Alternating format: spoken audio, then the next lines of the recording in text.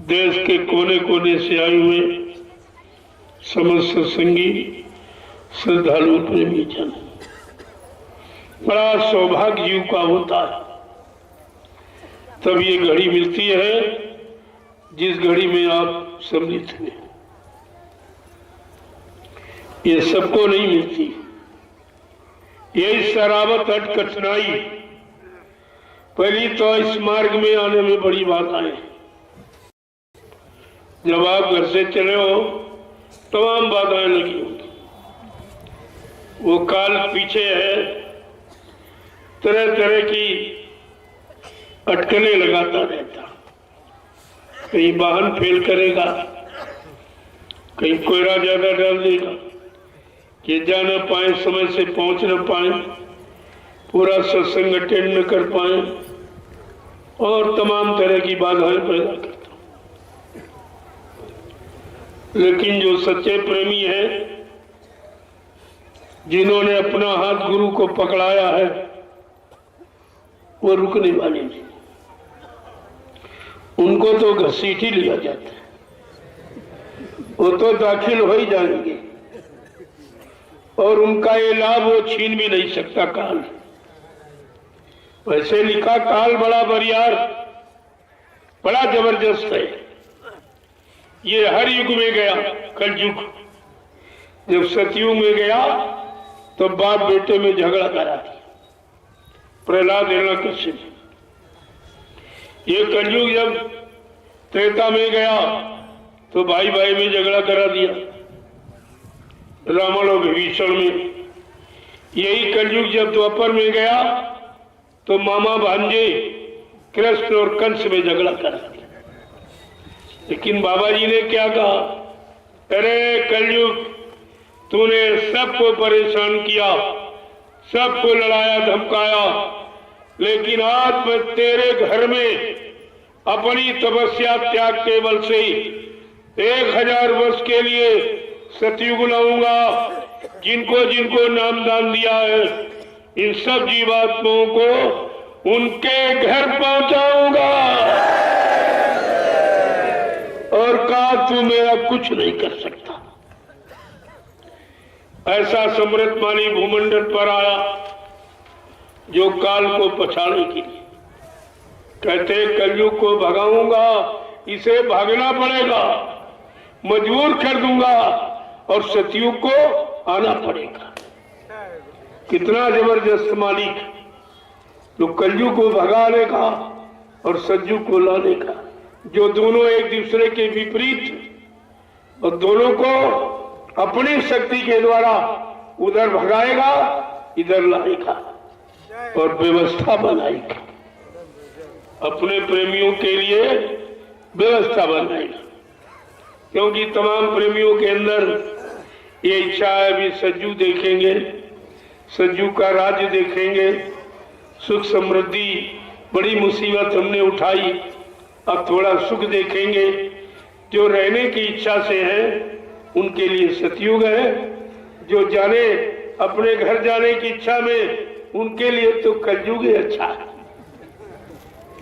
सतयुग तो उनके लिए जो धरती पर रहेंगे, पैदा होंगे, जन्म लेंगे, उनके लिए है। लेकिन जो अपने घर जाने की तैयारी में, वो तो कलयुग को श्रेष्ठ मानते हैं कि जब तक कलयुग रहेगा हमारा मालिक रहेगा। कलयुग के जाने पर मालिक का काम समाप्त हो जाएगा। जिस कारण मानव तन धारण किया है वो लक्ष्य उनका पूरा हो जाए। तभी आपसे कहा था कि सतयुग तो आएगा, लेकिन सतयुग आने पर तुम सबको अपनी प्रिय वस्तु खोनी पड़ेगी, प्रिय वस्तु खोनी पड़ेगी। कितनी कुर्बानी के बाद सतयुग आएगा, इस पर आपने कभी विचार किया है? कुछ। इसलिए महापुरुष कहते हैं कलयुग समझे यान युग, जो नर कर विश्वास। कलयुग के समान कोई अच्छा युग जीवात्माओं के लिए है ही नहीं। लेकिन किसके लिए? जिसको अपने गुरु पर विश्वास, गुरु के वचनों पर विश्वास उनकी परिवर्तन की भूमिका व्यवस्था पर विश्वास है, उनके लिए कलयुग लाभकारी। तो ये सब जानकारी आपके पास होनी चाहिए। और आपने एक वचन वाणी को याद नहीं रखा, जबकि एक आपके कान तक ये पूरी आवाज पहुंचाई गई कि स्वामी जी की वाणी है, कलयुग में सतयुग आएगा और जग में जय गुरुदेव का झंडा ये लहर लहर लहराएगा। देखो कितनी बड़ी बात है। इन वचनों को आपको पकड़ के रखना चाहिए, जिनसे तुम्हारा कुछ काम होना, कुछ गुरु के वचन सत्य आपको दिखाई दे और सत्यता का लाभ मिले। स्वामी जी की वाणी है, कलयुग में सतयुग आएगा और जग में जय गुरुदेव का झंडा लहर लहर लहराएगा। भारत भूमि की रक्षा, भारत भूमि की रक्षा लज्जा है बचाई संतों ने। भारत भूमि की रक्षा लज्जा है बचाई संतों ने और लोक और परलोक बने ये युक्ति बताई संतों ने। होगा अखंड भारतीय फिर से तब विश्व गुरु कहलाएगा और जग में जय गुरुदेव का झंडा ये लहर लहर लहराएगा। आजाद भगत नेता सुभाष, आजाद भगत नेता सुभाष की कुर्बानी आज रुलाती है और माँ बहनों की यहाँ लाज लुट रही, क्या तुम्हें शर्म नहीं आती है। गांधी जी के अधूरे सपने, गांधी जी के अधूरे सपने और पूरन यही कराएंगे और जग में जय गुरुदेव का झंडा ये लहर लहर लहराएंगे। ये जय गुरुदेव विश्व का झंडा, सारा विश्व इस झंडे को स्वीकार करेगा, क्योंकि इस झंडे से सारे विश्व को अपना जीने का अधिकार मिलेगा। झंडा अधिकार का प्रतीक होता, सबको अपने जीने का, अपने रहने का, अपनी सुख शांति का, न्याय सुरक्षा का, रोजी रोटी का, ये सबको अधिकार दिलाएगा। ऐसा ये झंडा, इसीलिए ऐलान किया जाता है कि भारत भूमि की रक्षा लज्जा है बचाई संतों ने और लोक और परलोक बने ये युक्ति बताई संतों ने। होगा अखंड भारतीय फिर से तब विश्व गुरु कहलाएगा। जग में जय ये गुरुदेव का झंडा ये लहर लहर लहराएगा। आजाद भगत नेता सुभाष की कुर्बानी आज रुलाती है। माँ बहनों की यहाँ लाज लुट रही, क्या तुम्हें शर्म नहीं आती है। गांधी जी के अधूरे सपने, गांधी जी के अधूरे सपने अब पूरन यही कराएंगे और जग में जय गुरुदेव का झंडा ये लहर लहर लहराएंगे। प्रेमियों, कितनी बड़ी बात है, कितनी बड़ी जानकारी है। आगे आगे आने वाले भविष्य की कितने झंडे आपको दिखाई दे रहे? झंडे तो बदले लेकिन पंडे वही है। पंडों में कोई बदलाव नहीं। तो झंडा थोड़ी काम करेगा, काम तो पंडा करेगा। कहा झंडे बदल गए लेकिन पंडे वही। कभी इस खिड़की से निकल के आता, कभी दरवाजे से निकल के आ रहा, लेकिन सब वही। इसलिए अब भारत देश को सुख शांति कहीं से मिलने वाली कोई नहीं दे सकता। कितने भाषण कर ले, कितने रैलियां निकालकर राष्ट्रीय संपत्ति का दुरुपयोग कर ले, लेकिन सुख शांति नहीं ला सकते। ये उनके बस की बात नहीं। 70 साल की आजादी, एक जिंदगी का समय निकल गया और कुछ नहीं हुआ। जो था वो भी चला गया। मिलने मिलाने की बात तो छोड़ दो, जो तुम्हारी सच्चाई ईमानदारी एक पूर्वजों की विरासत में आपको जो मिली थी वो भी तुम्हारी चली, वो भी आपके पास नहीं है।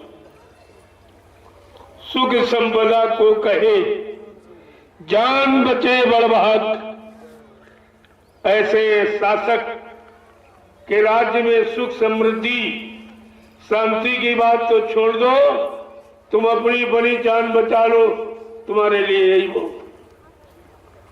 गोस्वामी जी महाराज ने गलत नहीं कहा।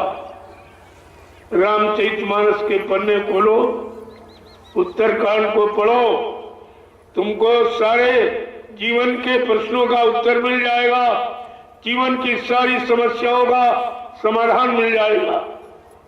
उसमें सब कुछ लिख के रखा, लेकिन न कोई पढ़ता, न कोई पढ़ाता है, न कोई सुनता है, न कोई सुनाता है, न कोई मानता है, न कोई मनवाता है। ये सब काम खत्म हो चुका।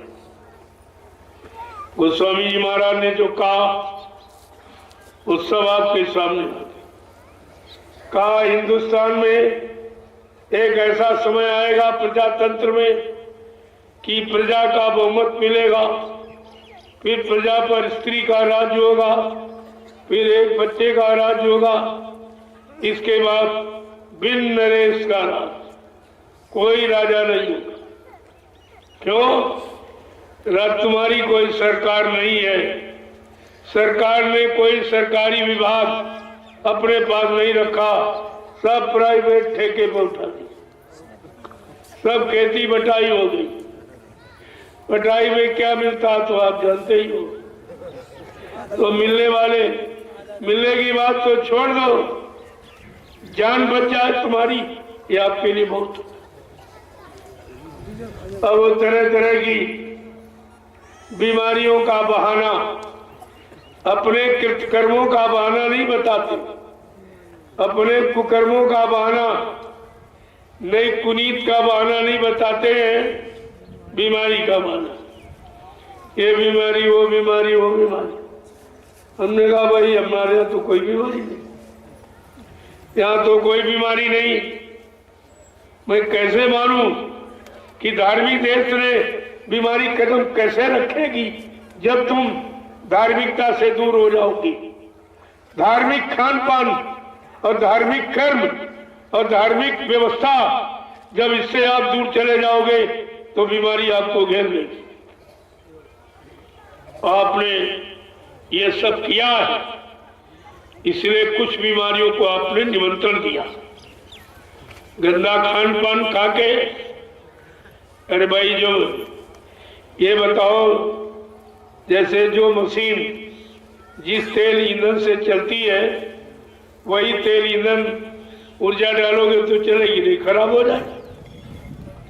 जैसे पेट्रोल की मशीन में अगर तुम डीजल डाल दो तो खराब हो जाए। तुमको नहीं आयल तो ये भी है, अरे आयल है लेकिन उसका नहीं, उसके अनुसार नहीं। ठीक इसी तरह मनो मशीन ये परमात्मा की बनाई हुई, किसी इंसान विज्ञान ने मनुष्य की मशीन को नहीं बनाया, और जिसने बनाया उसने इसका ईंधन और खुराक आयल सब अलग रखा। उसने 4 खंड 84 लाख जिस्म शरीरों का निर्माण किया और सबकी खुराक अलग, सबका भोजन अलग, पक्षियों का अलग और पशुओं का अलग, जंगली जानवरों का अलग, कीड़े मकोड़ों का अलग, आदमी इंसान का भोजन सबसे अलग बनाया, क्योंकि इंसान भगवान को बहुत प्यारा।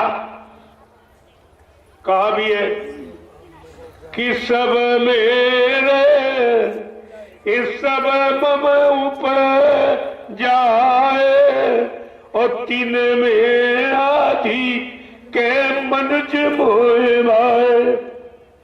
भगवान क्या कह रहे हैं? सारी खिलकत, सारी सृष्टि, जलसा तमाशा ये मेरा ही, ये मेरा बनाया हुआ है और मैंने इन सब ने मानव जिस्म शरीर को सबसे अच्छा बनाया। मनुष्य हमको बहुत प्यारा है, इसलिए अपने प्यारे मनुष्य के लिए मैंने भोजन सबसे अलग बनाया। सीजनल अनाज, सीजनल दालें, सीजनल सब्जियां, फल फूल मेवे, दूध मक्खन मलाई घी, इसको कहते हैं शुद्ध शाकाहार, शुद्ध आहार और शुद्ध भोजन, सात्विक आहार इसी को कहते हैं। कहा जब शुद्ध आहार करोगे कोई बीमारी नहीं आएगी, और जब गंदा आहार डालोगे खून खराब हो जाए। जब तेल खराब हो गया तो मशीन खराब कर देगा, खराब कर देगा। आपने खराब कर दिया खून को, ये मुर्दा मांस डाल करके आपने खून को खराब, जब खून खराब हुआ तो बीमारी आ गई। अब बीमारी है तुम्हारे अंदर मुर्गा बकरा मछली आहार खाने से, और दवा तुम इंसानों की मांगोगे ठीक हो जाओगे। तुमको तो मुर्गे वाली बकरे मछली वाली दवा दी जाए तो हो सकता कुछ लाभ कर, लेकिन ये तो कुछ नहीं। कितनी छोटी सी भूल का कितना बुरा परिणाम कि करोड़ों एक धक्के में चली गई, और अभी उनके अंदर कोई बदलाव नहीं, कोई सोच समझ इस पर नहीं, इसकी तरफ कोई गौर ख्याल ध्यान ही नहीं, कोई विचार ही इनका नहीं आ रहा कि जब रामचरितमानस तुम श्री राम को मानते हो, श्री राम की जय जयकार करते हो, श्री राम के नाम पर प्रशासन चलाते हो और वोट मांगते हो लोगों से, लेकिन श्री राम की जो महिमा का, गौरव गरिमा का जो इतिहास रामचरितमानस, उसको क्यों नहीं मानती? उसमें उत्तरकांड में क्या लिखा, उसको आप क्यों नहीं मानती? कि जा सुराज प्रिय प्रजा दुखारी, सोर न पवस नरक अधिकारी, जिसके राज में प्रजा दुखी वो राजा नरक में जाएगा। फिर इसको क्यों नहीं पढ़ते? क्यों नरक में जाने की तैयारी में लगे हो? क्योंकि भारत की जनता को क्यों नरक में झोंक रहे हो? ये तुम्हारा अपराध क्षमा करने योग्य नहीं है, और कुदरत कभी माफ भी नहीं करेगी।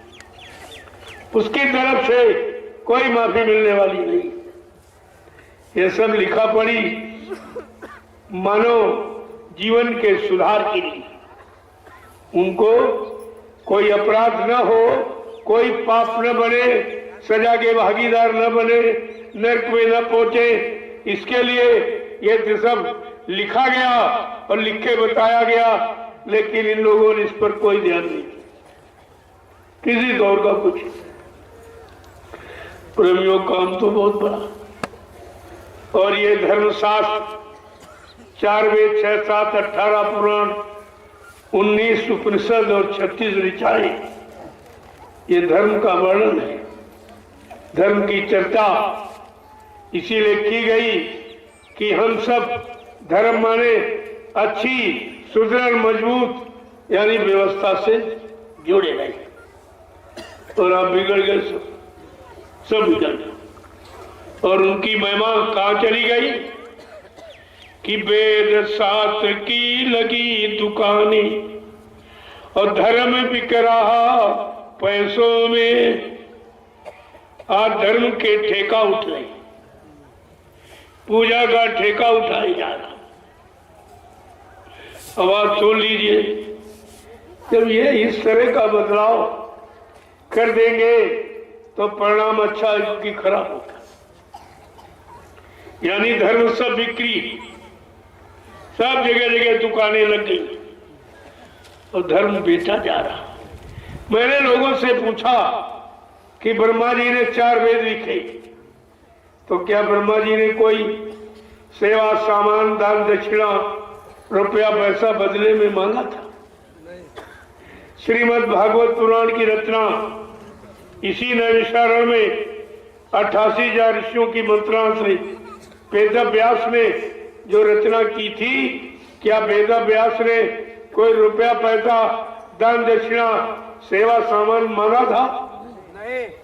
रामचरितमानस की रचना संत गोस्वामी जी महाराज ने की, क्या उन्होंने कोई रुपया पैसा, सेवा सामान, दक्षिणा मांगा था? लेकिन सुनाने वाले, बताने वाले, ये सारा देश, सारा समाज, सारा धर्म ही लूटे ले रहे। ये कब सोचोगे, कब विचारोगे? परमात्मा तुमको सद्बुद्धि कब देगा, सद्ज्ञान सद्विचार कब देगा? इसी पर तो महापुरुषों को तकलीफ हो,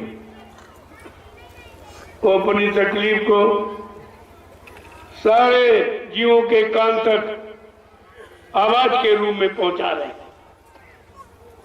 सब लोग जाग जाओ, समय से खड़े हो जाओ, सही सच्चे रास्ते पर चल पड़ो, तो आप जाए मुसीबत, आपत्तियां, ये सब समाप्त हो जाए। और नहीं करोगे तो आगे का समय और बहुत खराब। उस समय से बचना, बचाना इंसान के बस की बात नहीं रहेगी। इतना खराब समय आ गया कि वेद शास्त्र की लगी दुकानें और धर्म बिक रहा पैसों में, खून पसीने की एक कमाई और जाति भोग विलासों में। कि जय गुरुदेव आवाज लग रही, दूरदर्शी आवाज लग गई और सबको होश आ जाएगा और जग में जय गुरुदेव का झंडा ये लहर लहर लहराएगा। स्वामी जी की वाणी है, कलयुग में सतयुग आएगा और जग में जय गुरुदेव का झंडा लहर लहर लहराएगा। प्रेमियों, कितनी दूरदर्शी, यानी यह दूरदर्शी आवाज जो समय से लगाई गई, ये पूर्ण, ये अभी पूर्ण नहीं हुई है। इसका पूरा होने का समय निश्चित निर्धारित है। बाबा जी ने क्या कहा कि मेरी दूरदर्शी आने का समय, घड़ी, मुहूर्त, दिन, तारीख सब निश्चित है। जब तक वो घड़ी नहीं आ रही, मैंने सबको मौका दिया, जो चाहो, जैसा चाहो आप कर सकते, अच्छा से अच्छा और बुरा से बुरा, अपनी कामनाएं, इच्छाएं पूरी कर लो। ये कब कहा जाता? जब जिसको फांसी की सजा होती, उससे कहा जाता है, अरे भाई क्या खाना चाहते हो, किसको देखना चाहते हो, किससे मिलना चाहते हो, क्योंकि तुम्हारा समय आखिरी, मिल लो, देख लो, खा पी लो, अब खाने का समय समाप्त होने जा रहा। संत महापुरुषों ने इसीलिए आवाज लगाई है कि अब तुम्हारा समय खराब है, जो कुछ करना चाहो कर लो। मैं तो 60 साल से बराबर आवाज लगा रहा, तुम्हारी किसी के समय में नहीं आया, तो जो तुम्हारे करने की इच्छा बाकी वो कर लो। लूट की, पाट की, धोखा की, धड़ी की, बेईमानी की, मार काट, हिंसा की, मान सम्मान की जो भी भावना रहेगी उसको पूरा कर। आगे का ये समय तुम्हें देखने को नहीं मिलेगा। बड़े बड़े राजे महाराजे तुम क्या हो? तुम्हारे पास तो कुछ नहीं, कागज की मुद्रा, जो पानी पड़े गल जाए, हवा चले उड़ जाए, अग्नि लग जाए जल जाए, ऐसी। जिनके पास अकल्पित धनराशि के खजाने, सोना चांदी हीरे जवाहरात की मोहर असरफियों के, जो आज के लोगों ने देखा भी नहीं। वो बेचारे राजे महाराजे बादशाह, बड़े बड़े धनी मानी, वो नरकों में पड़े जम की जूतियों की मार खा रहे। उनको वहां बचाने वाला कोई। तुम तो कुछ भी नहीं उनके आगे। तुम तो यमराजा की एक जूती भी बर्दाश्त नहीं कर पाओगे। तुम्हारा क्या होगा तुम अपनी करनी पर खुद विचार करो। इसमें कहने की क्या आवश्यकता। मैं तो पुराना इतिहास बादशाहों का है, सम्राटों का है, बड़े बड़े राजा महाराजों का, धनी मानियों का मैं आपके सामने इसलिए रखता हूं। तुम तो उनकी समकक्षता में कुछ भी नहीं हो। तुम्हारा क्या होगा तुम स्वतः विचार करो। तो कहना इसलिए जरूरी है, अगर मैं इन सत्य वचनों को छिपाऊंगा तो मैं सत्य का द्रोही कहलाऊंगा। इन धार्मिक मर्यादित वचनों को छिपाऊंगा तो धर्म का द्रोही कहलाऊंगा। ये गुरु संत महापुरुषों के वचनों को छिपाऊंगा तो गुरु का, संतों का द्रोही कहलाऊंगा। इसलिए मैंने समय से आवाज लगा दी और आप सबके कान तक आपकी सुरक्षा और मदद लाभ की आवाज पहुंचा दी। अब मानो न मानो खुशी आपकी, हम मुसाफिर अपने घर जाएंगे। हम कोई मनवाने नहीं आए, ये हमारा काम नहीं है। हमारा काम याद कराना। मान जाओगे नहीं मानोगे, पीछे से कुदरत खड़ी है। अपने एक डंडे लपड़ थप्पड़ में 20 करोड़ का वारा न्यारा सेकेंडों में कर देगी। सेकेंडों में करोड़ों, 20 करोड़ एक सेकेंड धक्के में चले जाएंगे। और कहा था ये सब मकान खाली पड़े, कोई रहने वाला नहीं दिखाई देगा। आज तुम एक एक इंच जमीन पे झगड़ा करते हो, यहां कोई रहने वाला नहीं। ऐसा समय शासक वर्ग के विचारों से आज कहते हैं देश का बच्चा बच्चा रो रहा शासक वर्ग के विचारों से।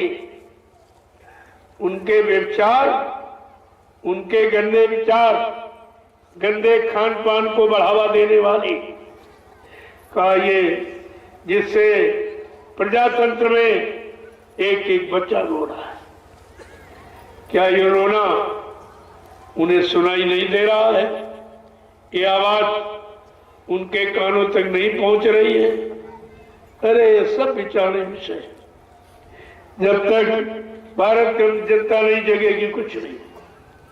क्यों? ये प्रजातंत्र पहले राजा मां के पेट से पैदा होता था, उसी को राजा बना दिया जाता। राजा के बेटे को राजा बनाया जाता, खून का असर समझकर।